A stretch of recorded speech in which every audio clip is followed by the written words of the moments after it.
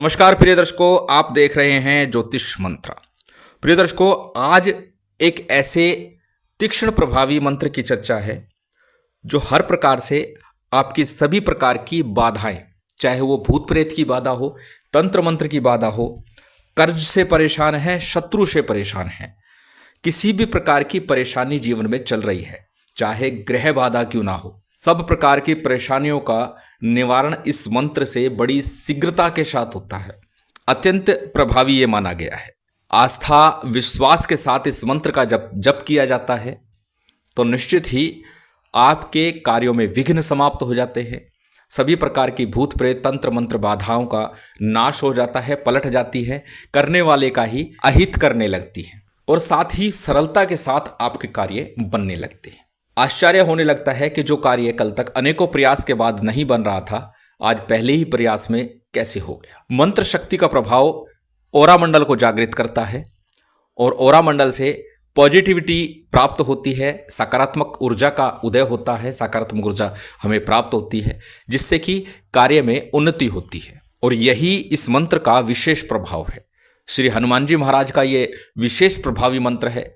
हनुमान जी महाराज की चर्चा करते हुए अनेकों बार बताता हूँ, इस कलिकाल में श्री हनुमान जी महाराज और भैरव जी माँ काली के साथ एक अत्यंत शीघ्र प्रभावी जागृत देव हैं जो शीघ्रता से मनोरथ की कार्य की सिद्धि करते हैं। और जब परेशानियों की बात हो तो संकट मोचन हनुमान हर प्रकार की परेशानियों का हल है। श्री हनुमान जी महाराज के पंचमुखी स्वरूप का ये मंत्र है। पंचमुखी स्वरूप चारों दिशाओं से सभी प्रकार की समस्याओं को समाप्त कर हर प्रकार की प्रसन्नता प्रदान करता है। और साथ ही जब पंचमुखी मंत्र को जपा जाता है तो वास्तु संबंधी यदि कोई परेशानी घर में चल रही हो, किसी प्रकार का दोष हो तो उसका निवारण भी स्वतः हो जाता है। पूर्व में भी एक वीडियो में बताया था कि यदि वास्तु दोष हो तो पंचमुखी हनुमान जी का विग्रह मुख्य द्वार पर लगा दीजिए, निश्चित ही उसका प्रभाव होता है। और आज का ये मंत्र श्री हनुमान जी महाराज के पंचमुखी रूप का उग्र मंत्र है, इसीलिए शीघ्रता से कार्य करता है। चलिए जान लेते हैं किस प्रकार से इस मंत्र का विधान करना है और किस प्रकार से इस मंत्र का प्रयोग करना है। मंत्र विधान के साथ अक्सर पता है आपको कि मैं तंत्र का जिक्र भी करता हूं, क्योंकि जब मंत्र के साथ तंत्र जुड़ता है तो उसका प्रभाव शीघ्र प्राप्त होता है। सबसे पहले चर्चा करेंगे मंत्र विधान की। मंत्र विधान किसी भी मंगलवार से या शनिवार से, शुक्ल पक्ष का मंगलवार या शनिवार हो उस दिन से आप इसे आरंभ कर सकते हैं। अमावस्या तिथि से कर सकते हैं, पूर्णिमा तिथि से कर सकते हैं, या फिर किसी भी शुभ योग सिद्ध मुहूर्त में इस मंत्र का जप आरंभ कर सकते हैं। अब कितना जप करना है, कैसे करना है, यही चर्चा इस वीडियो में है। जिस दिन भी शुभ योग सिद्ध मुहूर्त हो उस दिन श्री हनुमान मंदिर में एक छोटा सा ध्वज यानी झंडा लेकर के जाना है आपको, और झंडे के ऊपर आपको राम जी का नाम लिख देना है, श्री राम लिख देना है, और ये झंडा हनुमान मंदिर में अर्पित कराइए। अर्पित करते समय यदि संभव हो तो हनुमान मंदिर में नैऋत्य कोण में इस झंडे को लगा के आइएगा, अन्यथा जहां भी संभव हो वहां रखाइए। और साथ ही बूंदी के लड्डू 5 लेकर के जाइएगा, उसका भोग हनुमान जी को लगा आइएगा।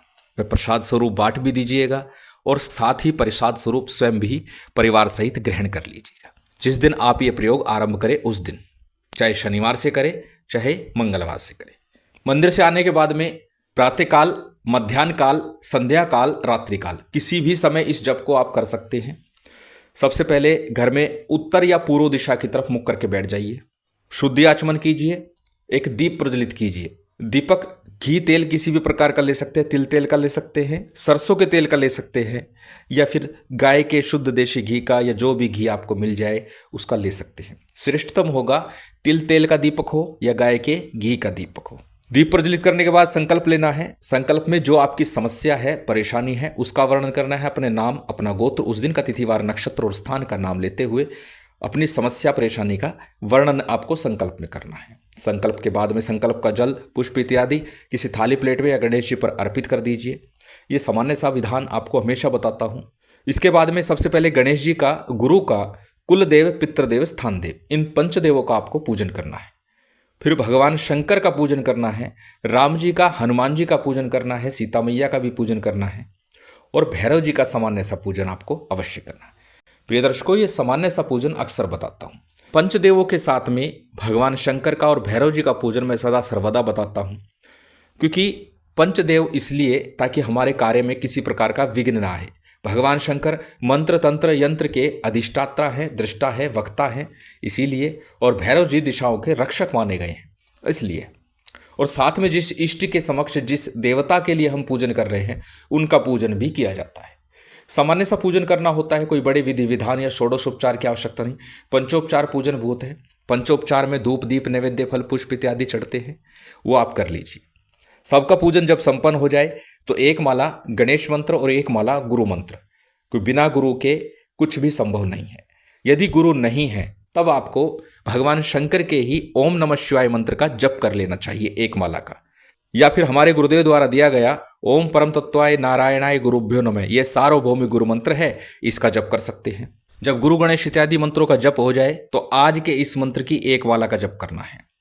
जलपात्र आपके पास रखा हुआ है, जप के दौरान इसे अपने समक्ष रख लीजिए। जलपात्र तांबे का ही लीजिएगा, अन्य किसी धातु का ना लीजिएगा। और इस जल को देखते हुए या दीपक की लो पर त्राटक करते हुए इस मंत्र का आपको एक माला का जप करना है।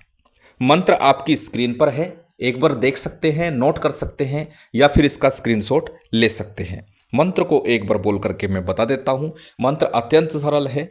ओम दक्षिण मुखाय पंचमुख हनुमते कराल बदनाय नरसिंहाय वज्रदेहाय वज्रनखाय वज्र सुखाय वज्र रोगणे वज्र नेत्राय वज्रदंताय वज्रकराय वज्रभगताय रामदूताय ओम ह्राम ह्रीम ह्रूम ह्रीम हरे सकल भूत प्रेत दमनाय स्वाहा ओम हंग हनुमते रुद्रात्मकाय हूम फट। यह अत्यंत छोटा सा सरल मंत्र है। 5, 7, 10, 11 बार इसे याद करेंगे तो निश्चित याद हो जाएगा। हमेशा बोलता हूं पहले मंत्र को याद करें, याद करने के बाद ही मंत्र का जप करेंगे तो निश्चित मंत्र में ध्यान लगेगा, प्रभु में ध्यान लगेगा और आपकी समस्या परेशानियां दूर होंगी, कामना सिद्ध होगी। मंत्र जप के उपरांत में सीताराम जी की आरती, हनुमान जी की आरती कीजिए और भोग अर्पित कीजिए। अब भोग किस प्रकार का हो, संभव हो सके तो चूरमे का या लड्डू का ही भोग लगाएं, अथवा जो आपके पास उपलब्ध हो, जैसा भी हो वह भोग आप अर्पित कर सकते हैं। परंतु मंगलवार या शनिवार के दिन चूरमे या लड्डू का ही भोग आपको लगाना है। जप के उपरांत में क्षमा प्रार्थना कीजिए, समर्पण कीजिए।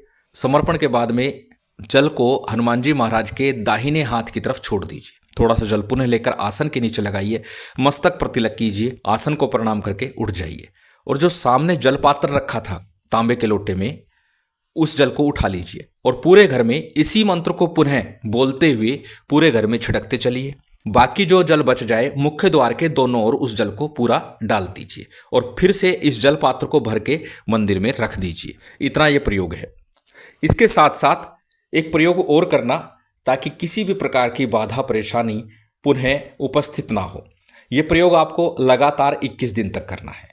इसके साथ में प्रत्येक मंगलवार या शनिवार के दिन एक पान के पत्ते के ऊपर 2 बूंदी के लड्डू रखने हैं, उनके अंदर 2-2 लौंग लगानी है और एक जोड़ा जनेऊ रखना है और पूरे घर में से घुमा करके, इस पर भी कोई समस्या परेशानी उस पर से घुमा करके श्री हनुमान जी महाराज के मंदिर में या फिर पीपल वृक्ष के नीचे रखाइएगा।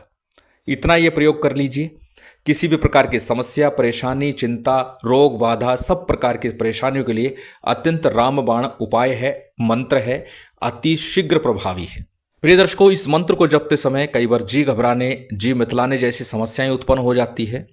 यदि आपके साथ ऐसा होता है तो एक माला का जप ना कीजिएगा, फिर इसका जप कम मात्रा में कीजिएगा। 11 बार कीजिए, 21 बार कीजिए और धीरे धीरे इस संख्या को बढ़ाइए, क्योंकि यह मंत्र अत्यंत उग्र है और तीव्र प्रभावी है।